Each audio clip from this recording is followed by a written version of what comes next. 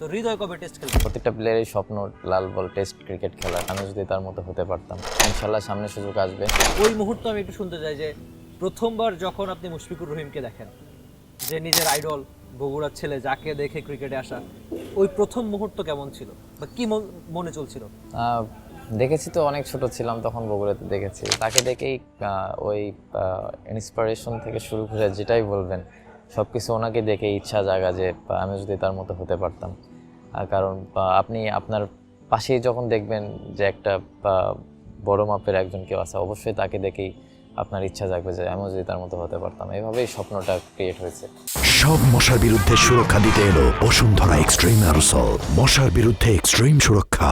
প্রশ্নটা একটু রিলেট করছি কেন, বা মুশফিকুর রহিম যখন ১৭তম টেস্ট খেলে তারপর বগুড়া যায়, আপনি নিজে তাকে একটা সংবর্ধনা দিয়েছিলেন।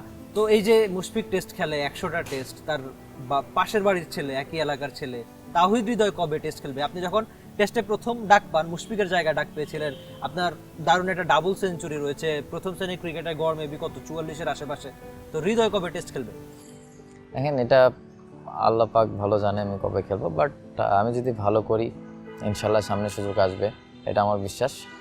আর প্রত্যেকটা প্লেয়ারের স্বপ্ন লাল বল টেস্ট ক্রিকেট খেলার, আমারও ইচ্ছা আছে।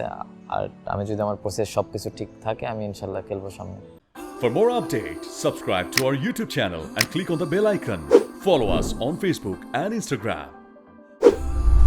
Download T-Sports app to enjoy exciting games and highlights. Visit tsports.com.